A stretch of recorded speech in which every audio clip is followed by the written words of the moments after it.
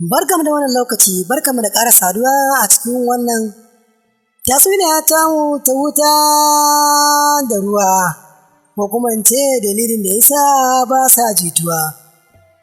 Tsawon wani lokaci da ya shuɗe an yi wani sarki wanda yake da wata kyakkyawar yarinya son kowa ƙin wanda ya rasa. Samari da yawa sun nemi aurenta amma rahin sa'a ba su dace ba. Saboda rahin cancantarsu, ruwa da wuta suka yi yunƙuri za su aure ta.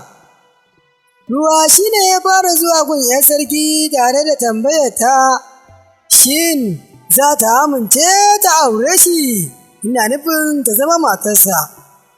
A daidai wani lokaci kuma wuta ya je gun sarki wato gun mahaifin wani yarinya tare da neman aurenta, shi kuma mahaifin ya ce to shi kenan. Daga nan sai sarki ya aika aka kirawo masa ‘yarsa wato Gimbiya ya kuma gaya mata alkawarin da ya yi wa wuta na aurenta.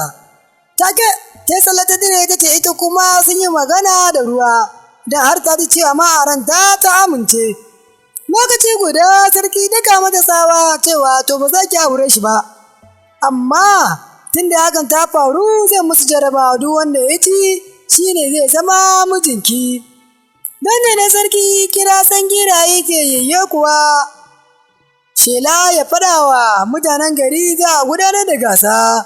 Aka kira wuta da ruwa ga musu bayanin cewa duk wanda ya fi sauri ya tsallaka layi ko ya je ga wannan layi da aka ja to shi ne zai aure ta.